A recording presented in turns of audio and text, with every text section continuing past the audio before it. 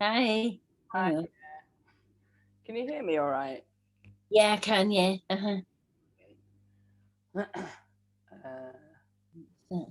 Showing. Okay. That's that. And can you make me a co-host as well, please, Johnny? I can. Yeah. Thanks for reminding. Hi, Michelle. Oh, she won't hear us yet. Hi, Michelle. Hi. How are you? How's your week been? I've struggled finding that link. Oh, I'm sorry. I'm gonna have to start sending it out on a No, Monday. I've just wrote it down so I know exactly where it is for next week. I'm normally really organised, but Yeah. Have you had more warm weather in Manchester this week? yeah, it's been lovely. Yeah. Yeah, here too, it feels like it's hot, but you know, it's like kind of muggy and it's it looks grey out. Yeah, but it's been really hot. yeah, but we've had some nice days of weather, so Can't complain. you can't Shouldn't complain. complain, should we? No. That's right. Most of the time it's wet and cold, so I'll take this while I can, you know. It's probably gonna be quite fleeting, isn't it? Yeah. But sometimes I feel like you know that there's a Peter Kay, I think it's on his like stand up and he's like, I like it hot, but not this hot. It's like I'm like, well, I like it hot. Never happy, are we? You know, it's actually best like when you're abroad, isn't it? And then like it's like a nice heat, but it's not sticky like the heat here. So Yeah. I think it'd be a You've got to while. work in it here, haven't you? That's Not right. rested. That's what I always thought. You know, you're going to live somewhere really hot, but you think, well, actually, but I've just got to work in it. I wouldn't be able to enjoy it all the time. I'd just be, yeah, working in it. But you know, it'd be nice just to kind of open the curtains and think, oh, it's warm again, and not kind of think, maybe put a jumper on today, or maybe take my brolly out with me. Oh, Yeah, it's silly. Oh. Hi, Claire. Hi, Sally. Hi. Hi. You're still Foster and Tameside. That's what I've been doing today. Yeah, imagine that if that was a verb. That'd be, you'd have a lot of work to do, wouldn't you? Sally. Hello. Hey, oh, who else is it? I just changed my. I think it's just Rachel. Hi, Ree. Hi, Marcus. Hiya, how are you? All right, thanks. How are you? Good, thanks. Enjoying the sun, yeah. Yeah, you've still got the sun too. Yeah. It's lovely. Yeah. How are you, Kathy? All good now. Yeah. Yeah. We've had a bit of a war going on, but we're all good now. All right. So, everyone in bed now? Half of the war are in bed, yeah. Right, okay. At least half the troops are down, that helps, doesn't it? Yeah, it certainly does, yeah. Oh. Hi, Kath. Hiya, you all right? Yes, thanks. How are you? I'm good. I'm so sorry about last week. Oh, don't worry, it's all right. I've listened to it online now, so I'm caught up, I think. Oh, gender, yeah. Yeah, well, that's good. Yeah, we all have these moments, don't we? To be honest, I was just saying to Yoni, we really need to reassess the cliche, time flies when you're having fun, because time's still going fast in the pandemic, isn't it? It's like, yeah, already. And oh my God, it's crazy. Sometimes I think, what day is it actually? Like, where am I in this month? It's like, I know. And I can't believe we're in June already. That's right. Today is the 8th of June, right? So I look at stuff and think, is that far away or just around the corner? So I understand how easy it is just to get confused.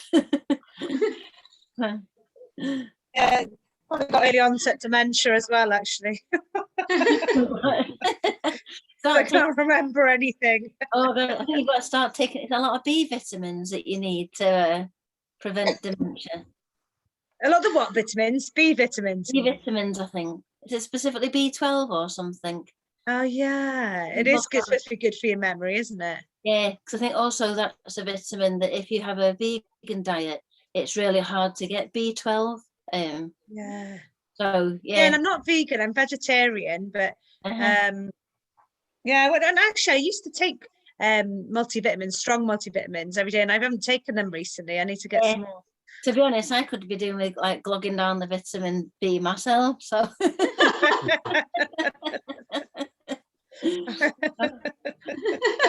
you can buy it in liquid form, can't you? The other day I was tempted. I thought, actually, I wonder if I should buy some of that.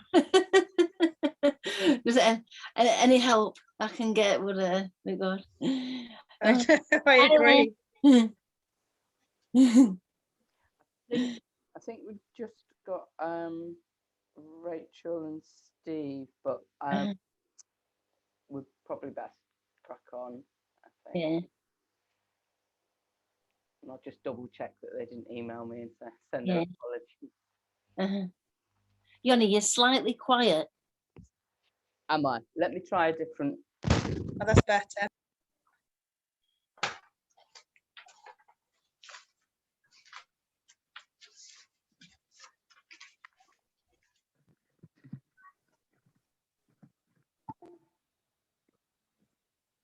Sorry, I was trying to avoid the work.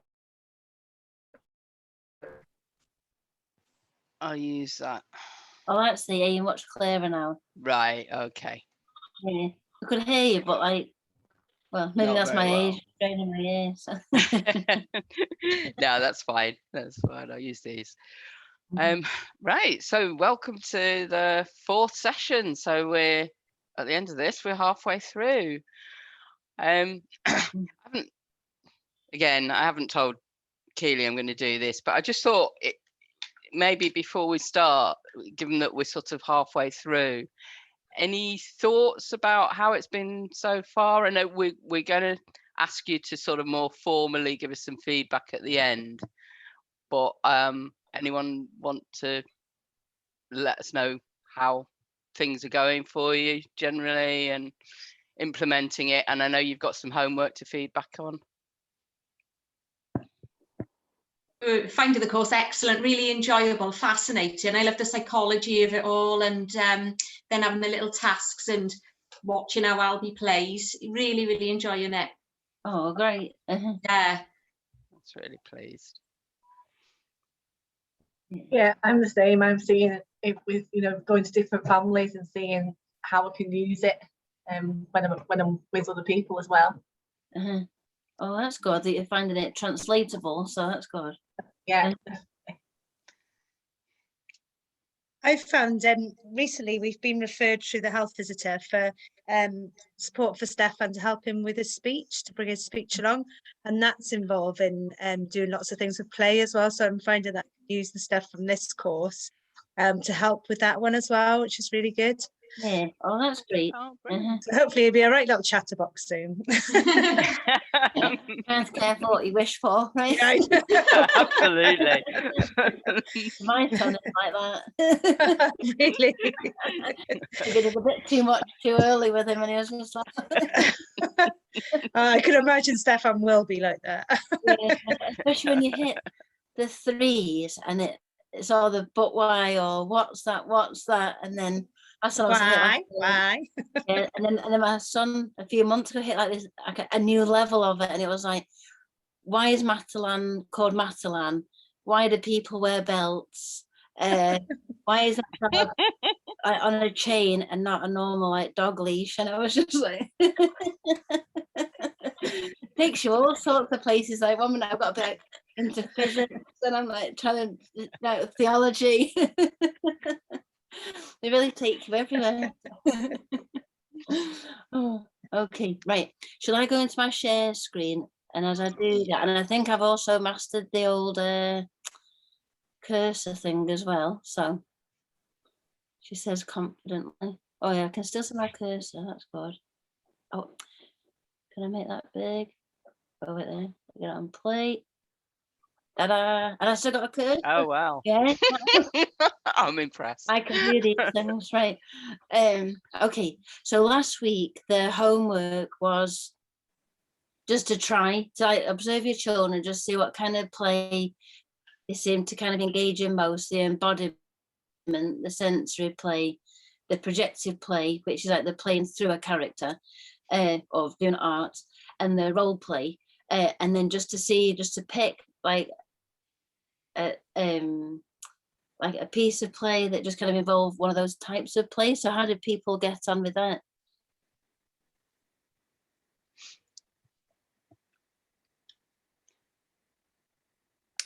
My children, they're a bit older, I think, than other people's. They're 7 and 9. Did a lot of projection play with little Playmobil characters, and sort of involving in that little bit of role play as well. They were taking on these characters, and we have horses at home, so all their Playmobil is about horses. So they're all going to the shows, and they're all getting ready for the show and going in the little trailers, and because it mimicked real life for them, because that's what they do in real life. It was quite interesting to watch how they sort of applied that in a game sort of way, a playing sort of way. So and we used a lot of clay doing the chores for the horses. So when they have to muck them out, because they have to muck them out, it was very much a game of who could fill the wheelbarrow the quickest, or even using, this is going to sound revolting, but like horse poo as little footballs and things like that, you know, kicking around the stables and things. So yeah, I think they're mostly, I think a lot of role playing with the pair of them when they're not fighting, and projection. I think they did a lot of this week. Oh, fab. They don't particularly like the messy play, although we did have a swimming pool, and they did well, a big paddling pool. It's not that posh, and they were playing messily in that, if you know what I mean. So a sensory sort of play then, but not really goo and things like that. Yeah, but water's still sensory play, isn't it? Because it's still like a sensation. Yeah. And you're feeling yourself within like a different medium, I guess, of the right word, isn't it? You're not just kind of in air, you're kind of working through the water, and that feels different, doesn't it? So, oh, that's great. Yeah. So they did a bit of everything. Yeah. That's good. Dublin and all three. I say with Albie, he's done all three. Mainly it's project and play, I'd say. He plays with his diggers and his cars all the time, imaginatively, and then his of course, being out the garden this week, he loves playing with the water. He could go for hours doing that. He's got his mud kitchen, and you know, so he's transferring water from here to there, making me cups of tea and things. So it goes into a bit of role play, because it turns into a cafe, you know. Yeah. And sensory too, if you get like a nice special mud tea. Yeah.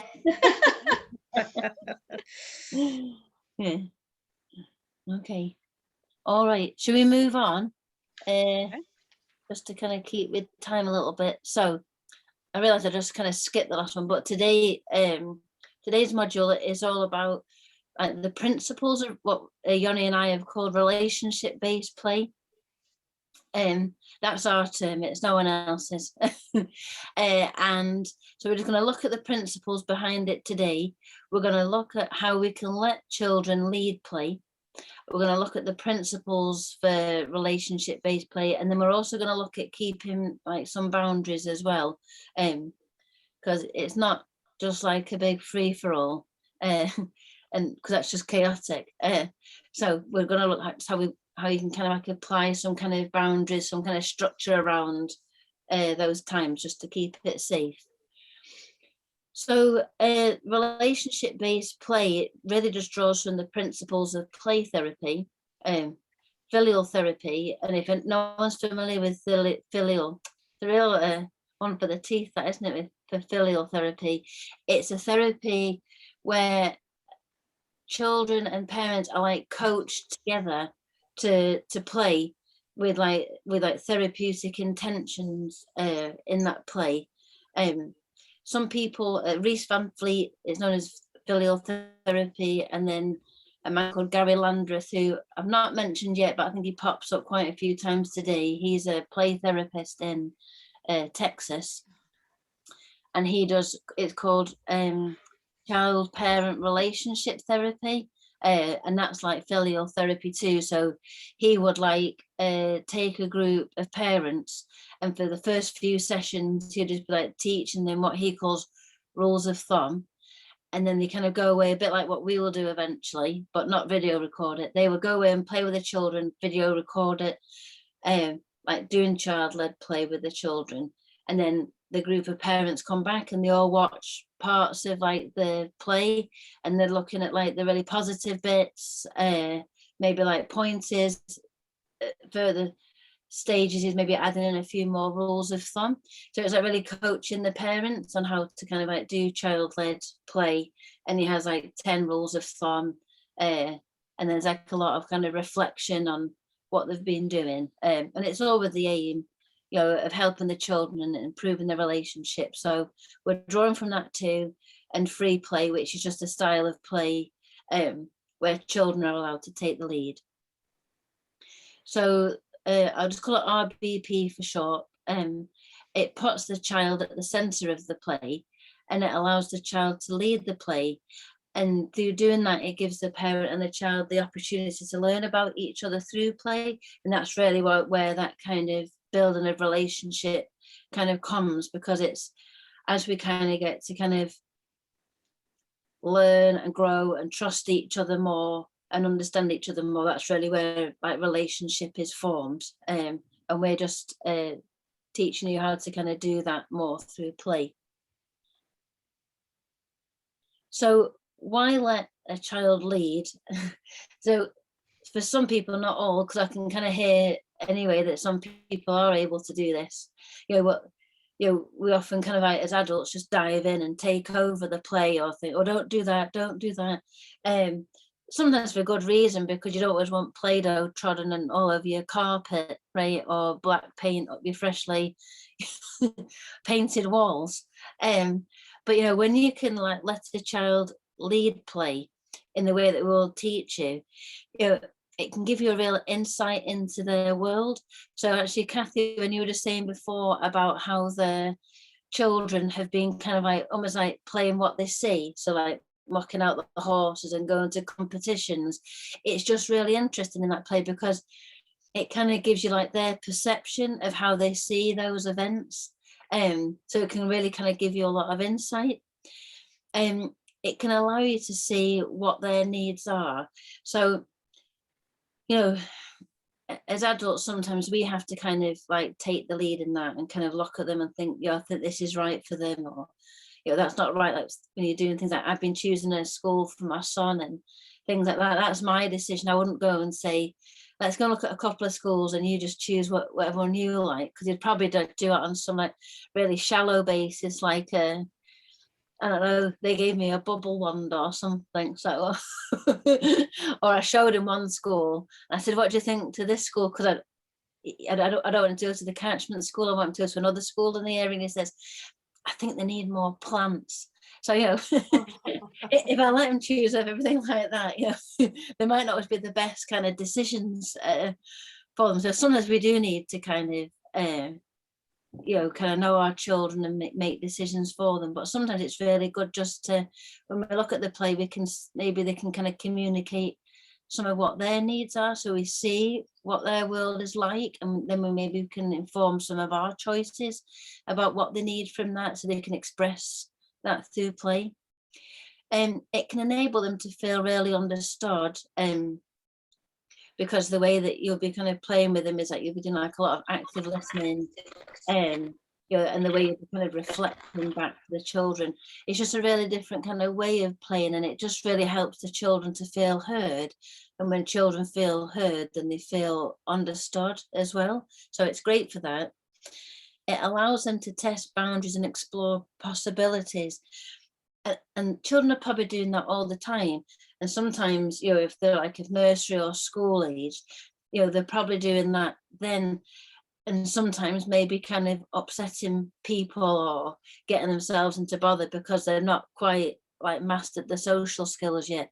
But when they're doing it in that kind of context with you, they can do it in a safe way, without kind of getting into trouble or upsetting other children doing so. It allows them to understand their impact on another. So when you're playing and maybe you like in role play with each other, or you're doing some kind of projective play together, you can be kind of like reflecting back, possible feelings or thoughts about that character, and that kind of gives them an insight into, okay, that's interesting. I didn't think someone or that character would feel like that. So it can kind of give them a good understanding. It helps kind of develop their empathy, and it allows them to release emotions. So sometimes if we're just diving in on the play and say, let's do that, then the child doesn't get a chance to kind of fully express themselves and maybe what they want to kind of play out. But letting them just take the lead just allows them to do that. And within that, then there's a release of certain emotions as well. Play is a great way for children just to make sense of things, and a way for them to process emotion. And a lot of that, like especially in play therapy, would be going on like subconsciously. And that's why actually one of the reasons why play therapy works so well is because, and I've had kids who like, I've had to be savvy around adults. So they thought they were getting one over on me as well by just playing, and probably thinking they weren't showing me anything. But actually with my training, I could see actually a lot of what was kind of going on, a bit like kind of seeing the cogs in a watch. They thought I could just see the clock face, but actually what they were really showing me was more of the inner workings. And that's where the adjustments need to take place. So play is really good for that. In fact, this afternoon I was talking to a hypnotherapist, and she was talking about like how play and things like that take children into theta brain waves, which is more like a relaxed state, I think, and makes some subconscious changes. So I was like, oh, interesting. That's just me geeking out again on brain stuff, right? But interesting, because I was like, yeah, that's exactly what was just been happening with me all these years I've been doing play therapy. The kids just thought they were playing, and then miraculously just stuff shifted for them. So one of the main principles of relationship-based play and letting children lead the play is just, you will teach how to do it, but you will just set up like a play session, and then it's just about letting the child choose what they want to play with and how. If you're in role play, you'll be doing things like asking for cues, like what should I say, what should I do next, and that often feels quite unnatural to us as adults in play, because like you just think, right, I'll just get stuck in there and I'll say this and that. But I was always reluctant when I first got taught how to do play therapy to kind of go into role play like that. And sometimes I might be a baby or something hiding under a blanket or something, and I just have to like come out of character for a moment and say, what do you want the baby to do next? And when I first heard about it, I thought, oh my God, the kids are just going to hate that, and it's going to like totally ruin the flow of the play.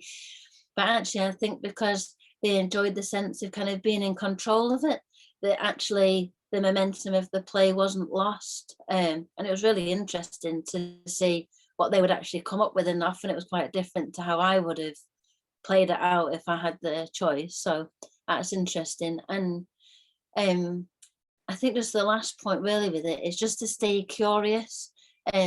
So just to kind of, it's quite good actually, because you can leave some of your adult out of the room as well, and just be more playful and just go with the flow, and just kind of just see what happens, and think, oh, okay, I'll just see what happens, if I just let them take this play in this direction. So it's really interesting just to do that, and it's important just to stay curious. So this is Yoni's drum roll moment again. So we're just going to breakout rooms. I don't think we need it long, Yoni, just like about 4 or 5 minutes or something. Yeah. Just to think, just in our groups, how does it feel to think about engaging in child-led play? We'll just do that for a few minutes. Okay. Just bear with me.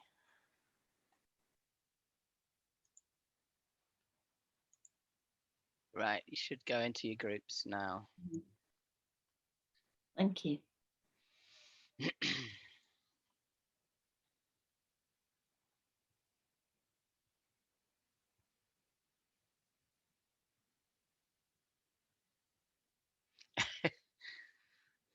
Hiya. I'm not quite sure what's happened. Let me move you to the group, to room 1. See you in a minute.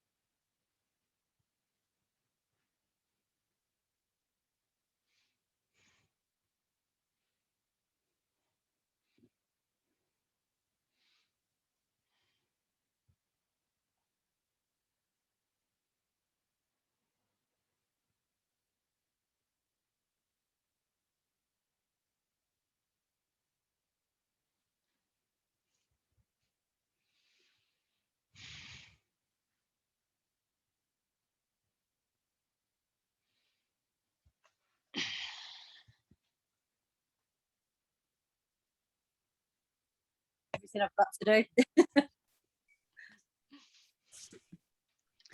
Welcome back. Always hold my breath a bit. Share. That's, oh, wait there. Oh, we got all sort. Oh, anyway. Not everyone's doing then. Sorry. Is everyone back? Isn't it? Yeah. Like hypnotherapy, is everyone back in the room? Right.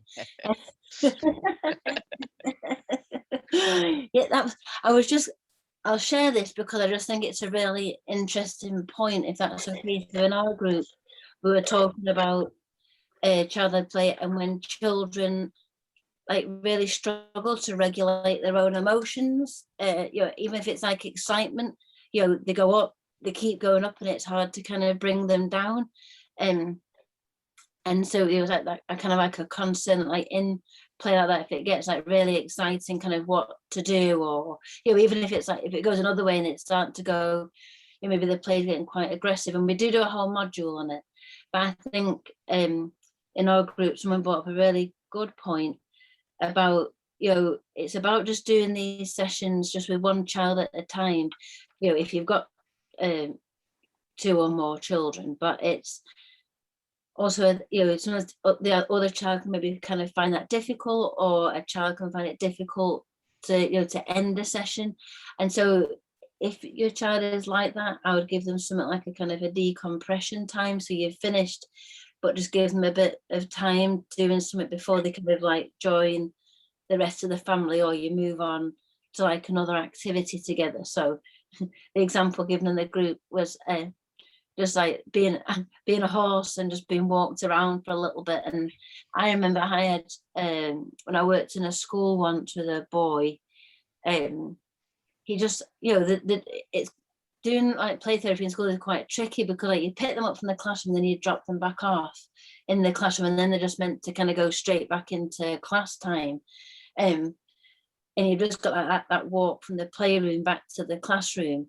And one boy would really struggle with the ending of it, and struggle to kind of settle back into the class, and maybe kind of felt quite sad about leaving. So what we used to do on the way back was like we used to tell jokes together, and actually he only ever had one joke, which I still remember to this day. We've got time at the end, maybe I'll hit you up with that one. But we just used to like tell like a few like jokes and stuff to recall on my ha bunk book joke book knowledge, but it was just a good way just to kind of help him make that transition from that playtime, well for me it was like therapy, back into the classroom. And you might want to just do that too if you kind of feel like your child or children just benefit from that, just to kind of ease them back into the everyday after they've had this session with you. So but we'll look at it more in I think it's module 7.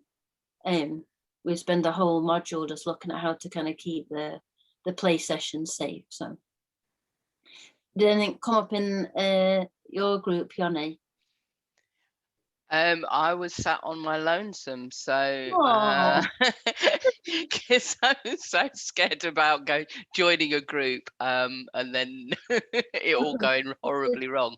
So it's Kathy, Claire. Yeah. Sorry, it was Kathleen, Michelle, Ree, and Sally, and Marcus were in the other group.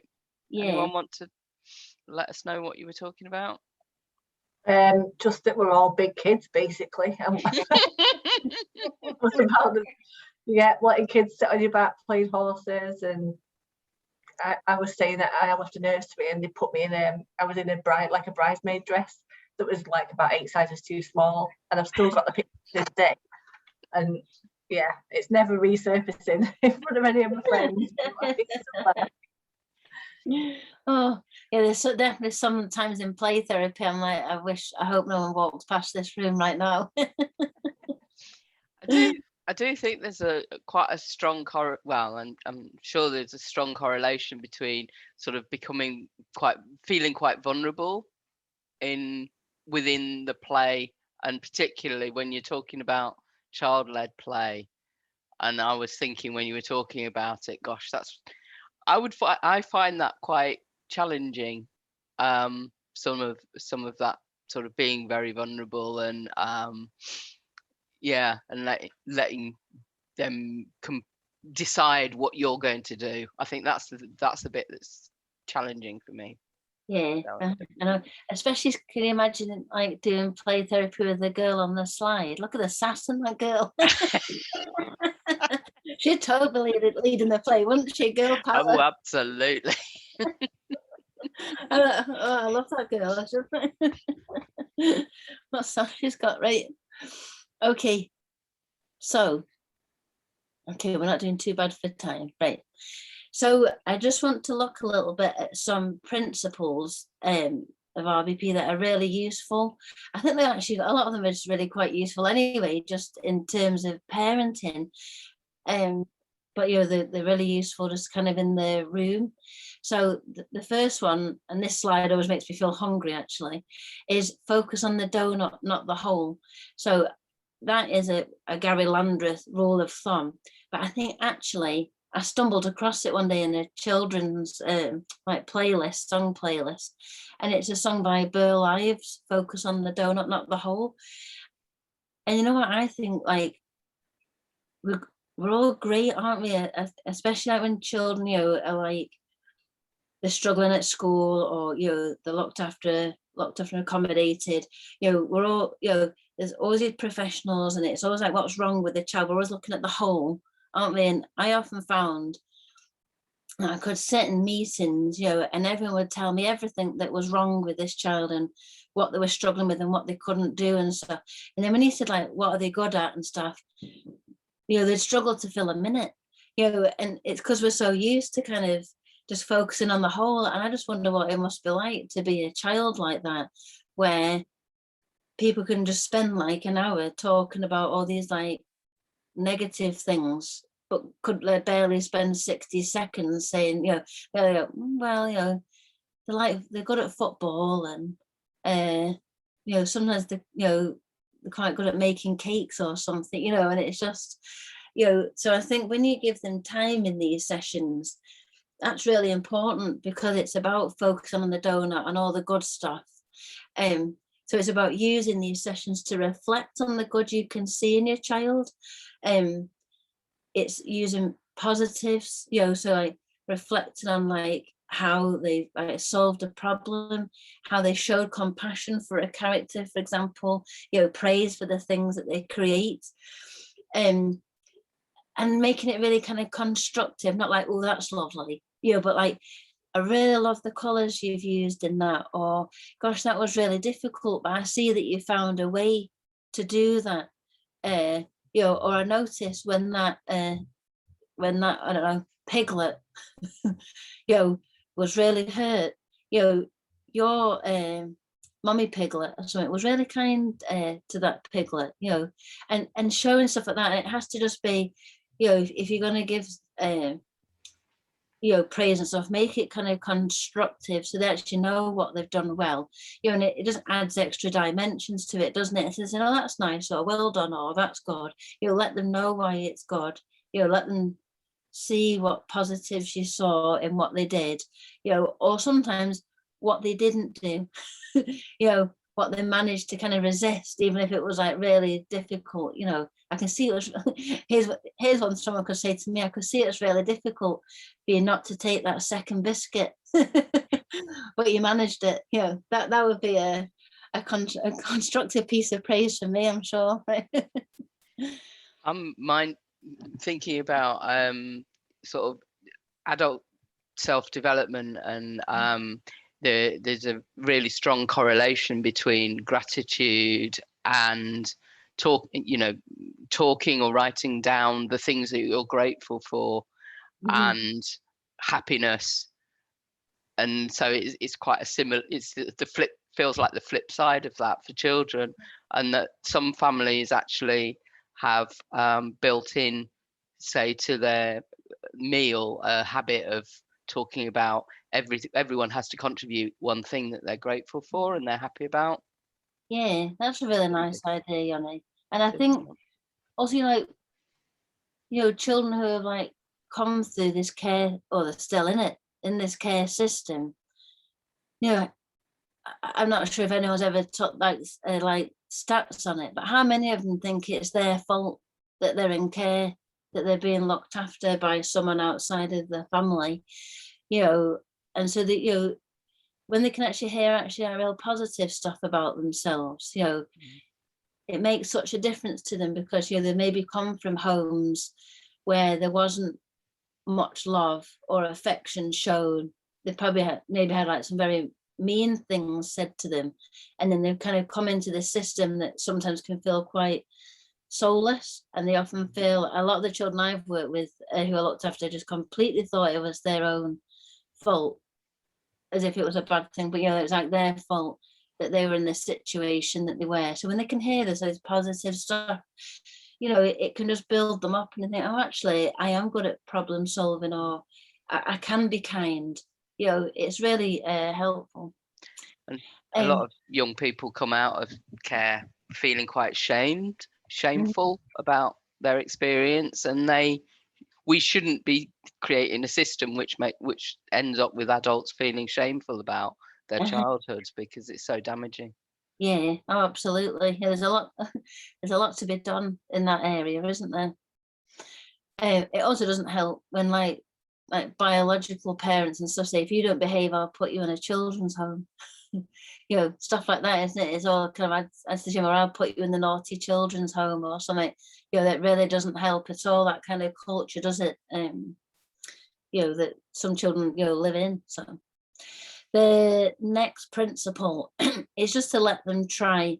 So allow children to try something that they haven't done before. So for example, opening a lid, cutting paper, making a den.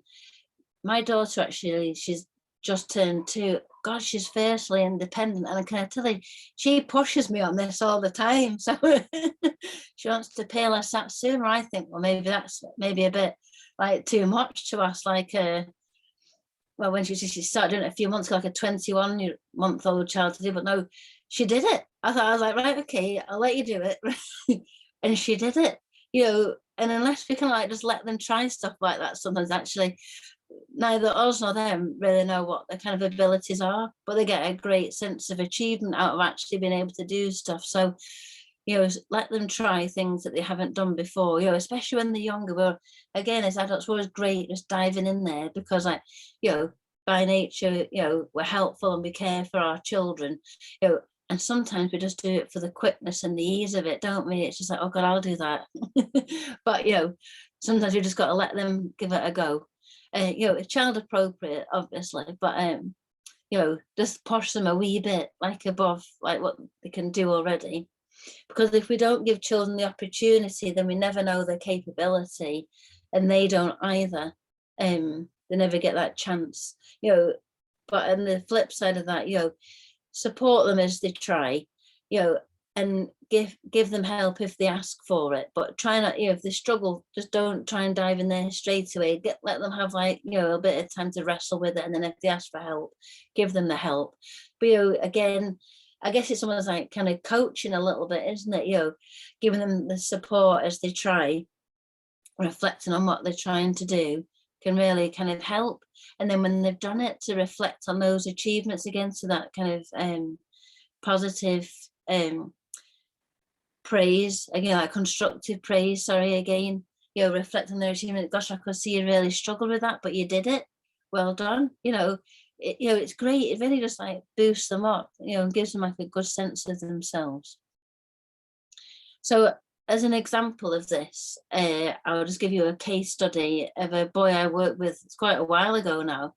He was a boy called Stephen, and at the time he was 7, and he'd lived in kinship care all of his life. He'd lived with his grandparents, and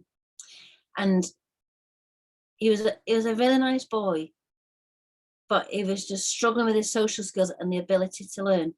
And that was what, like, was his reason for referral. And when you spoke to him, you were never quite sure how much he actually understood of what you said. You know, there was like kind of no, kind of like, he was quite flat in his facial expressions. There was no kind of like twinkle in his eye or, you know, acknowledgement. You know, it was like, right, okay, I'm not quite sure, you know, has he understood that? Does he know why he's here? So, you know, and he was struggling to kind of make friendships, and he was struggling with his learning. And so when he first came for sessions, for quite a while, he would just spend a lot of time just stood in the room, just talking to me about like things that had happened, like where he'd been with his gran and his papa, you know, just general kind of chit chat. He wouldn't really engage with any of the toys in the room, and if he did, it was very tentatively. He really wasn't sure what to do. So we just kept going with that. I just made like the, you know, just being very supportive. And then one day he decided he wanted to draw a picture. And in play therapy, I just had like big rolls of paper, and you just cut off however much you wanted, because some children would make pictures like as long as the room. So he took the paper and scissors, and he really struggled to cut the paper. And by really struggle, I mean like it took him 20 minutes to cut this piece of paper. but I really just, you know, it took me all my kind of like fighting back all my adult kind of urges just to kind of like dive in there. But you know, I reflected on what he was doing. I was like, right, okay, you've tried that way. Now you're going to try this way.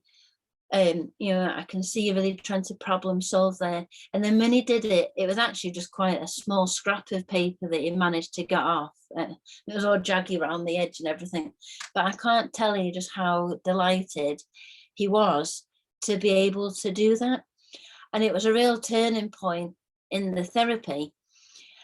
And I think it was just, it's just, you know, this is what I often kind of say, and Yoni and I talk about this. It's like how sometimes it's like just the simple stuff, the small stuff that often like makes the difference. So, you know, you got these children with like huge complex cases, and you know, they need professional support, but sometimes it's just like small simple tweaks sometimes that can have like the biggest impact. And this is a good example of that, because after that he came into sessions, you know, and he wasn't just cutting the paper and drawing, he was like doing loads of stuff. And he just, I can't tell you the transformation he made, and that was the turning point to it. But it was like he got such a sense of achievement from doing that, you know, and I think it just meant so much to him. It just gave him a real sense of value, and he really went on to flourish. And actually for a while he kind of went a bit the other way and he was like going like a bit too like out there in class and like too chatty and kind of maybe getting like a bit too boisterous in the playground and stuff, you know, but it came back, it leveled itself out. But you know, it was just incredible to see. And I thought, gosh, all that really from just kind of like cutting a piece of paper. So yeah, letting them just do what they need to do without kind of intervening can be really helpful. Oh, that's it. We're on the summary already. I thought we had some. No, we've not. We've skipped some. I was like, I'm sure there was more. Let me go back again. Oh, wait there. Let me use the cursor. Where's it? Right. Keeps jumping some of the slides. Let me come out of this for a second. Oh, I know why. I've put the slides in the wrong order. Right. Okay. Right. Go back into play. There we go. So another principle is fantasy and reality. So again, this is a Landreth rule of thumb: grant in fantasy what you can't grant in reality. So that means in play, it's okay for children to express emotions or feelings that in other circumstances they might need to limit.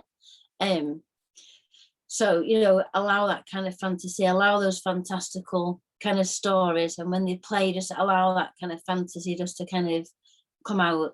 You know, if they want to kind of play a game and they're picking apples off a tree and the apples are purple, that's okay. There's no need to kind of correct them and say, actually, apples are red or green.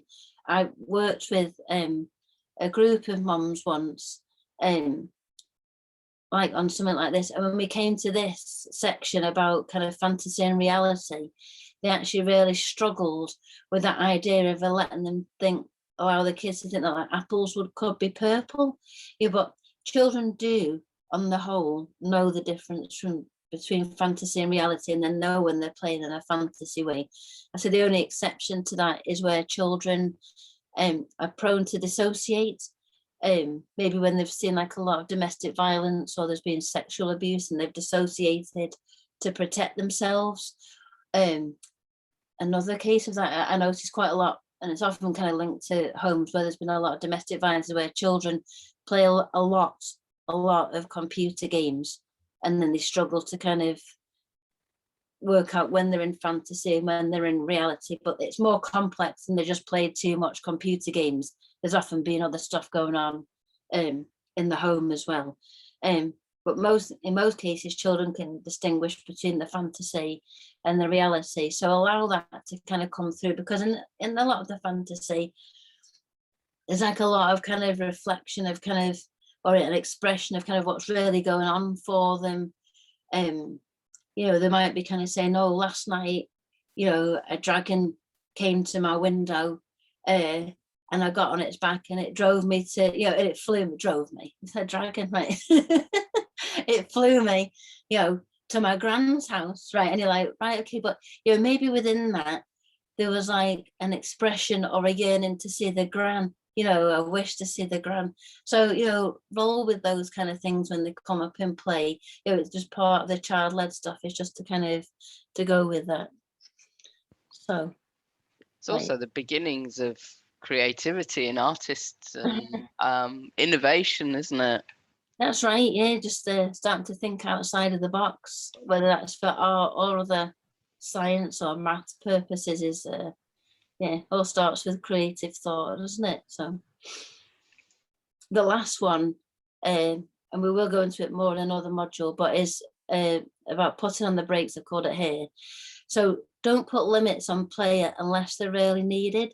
And I would say your guide there is, you know, if the play is unsafe, if it's hurting you or the child or objects are being purposefully broken, then set your limit and offer an alternative.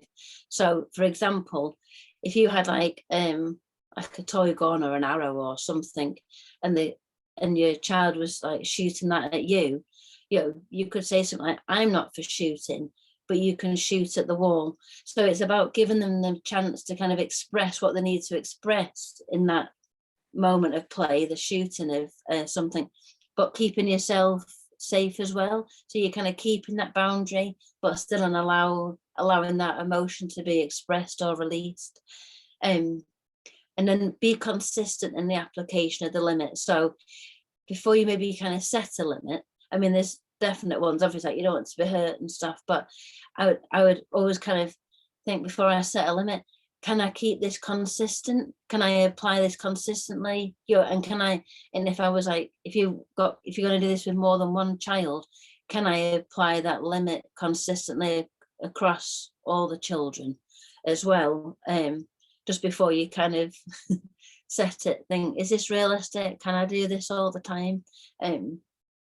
But you know, to provide an alternative is really helpful. In fact, I used to work with a boy, you know, and sometimes some of the stuff he did with me just didn't feel appropriate. It made me feel uncomfortable. So then we had to have a chat one day just about like what we could do instead. That kind of kept us both safe, but allowed him to still kind of express what he needed to express. So, you know, there's ways of doing it and finding alternatives. So, oh, wait then, now I need to just come out of this again, don't I, to go into my review. So, just in summary, let the child lead, focus on the positive, so focus on the donut, not the whole. Just go with the flow, stay curious, just see what happens, let them try, because there's just so much kind of learning and benefit, you know, and really kind of like a self-esteem boosting as well, and just, you know, letting them try, maybe going a bit beyond what they're currently capable of. Make some room for fantasy and reality in the play. You know, again, they're leading it, but if they're kind of coming up with fantasy stuff, just kind of go with the flow with it, stay curious, and only apply the boundaries when they're really needed. Just so, you know, you need something to keep you kind of safe, and they need to feel contained too, but you don't want it just to become like, don't do this, don't do that, oh, don't need to do that. You know, because otherwise then it becoming like adult-led play again. So I'll skip those again now. There we go. So the takeaway task for this week, or aka homework, is to think of a brief activity or a small task that your child could lead, and just let them give it a go. So you know, it doesn't have to be anything huge, just something small, maybe just something they've not kind of tried before, and you think, go on, I'll normally I do that, but I'm going to let them have a go today, and just give that a go, and just see what your results are. I'll swig my vitamin B and remember what homework I set, and I'll ask you again next week. So any questions? I think oh, my time won't come up. Any questions, anybody? or anything anyone wants to comment on. What was the joke? Oh, what was it? Oh, yeah, right. Well, I also just seem to have like lost you all. All I could see is any questions. Here we go. Right, I'm back in. The joke was, 2 packets of crisps are walking down the road. This is not my joke, by the way. This is the boys' joke. Right? 2 packets of crisps are walking down the road, and it's a wet day. You know, pouring rain. They're getting soaked, and the taxi driver pulls up and he says, "Hey, do you want a lift?" And they go, "No, thanks, mate. We're walkers." I always remember that. Oh, wow. Because really it was like the only joke you had, so like I heard it like week Aw. after week. So yeah. So Keely, did you, in that situation, did you ask him if he knew any jokes? Just to kind of sort of, yeah, I know you kind of finished your session and you're walking him back. Yeah, I think I maybe just kind of suggested, I said, "Hey, how about when we walk back?" I think I might have said to him, I said, you know, your teachers kind of notice that when we leave the room, you know, when you go back to the classroom, it can be a little bit difficult, because he was of an age, he was like about, I think it's like 10, 11. So I could have that kind of chat with him. I said, "So why don't we do stuff like, you know, let's just like tell each other jokes on the way back." And I probably started with like one of my really bad jokes or something. But the reason I've been excelling myself and making up some real bad jokes. But yeah, I think we just we did it like that. And then other times I think he tried some other jokes, but I think you just didn't have the kind of ability to kind of jokes are actually quite complex, aren't they, when you think about how you make one, and there's so much comprehension in it as well, understanding why the joke's funny. So I think he had some other attempts, but that was like the one I think he felt like most successful with. So that's the one he kind of repeated all the time. So that's quite a good memory for me, because that's quite a long time ago. Yeah, I like the idea of it, because I was saying in my group, in the breakout group earlier, I find it really easy when I'm playing with Stefan and my nieces and kids I know, but I've started placement for college doing one-to-one with children, Right. and it's based around play. And I find that hard, because especially with COVID stuff now, you can't delve in and play with them, so you're a bit more of an observer. And then when you said that as well about walking back with a joke, I thought, because when I kind of, you know, walking the children back to their classroom, it's awkward small talk, really. Yeah. Yeah, so maybe just doing Joke like, having that, or I don't know, I guess it depends on the age of the children, doesn't it? Like you could like set other kind of tasks or something, like, come on, let's see how many, or I don't know, some things we could see along the way or something. I think it's just that it just helps to make that transition back into another space, and just helps them maybe just kind of decompress a bit. You know, when they've been doing something really different, and especially like when they'd been like in a therapy session with me and they'd worked really hard on stuff, and then there was little time just to kind of let all that just kind of like just settle a little bit.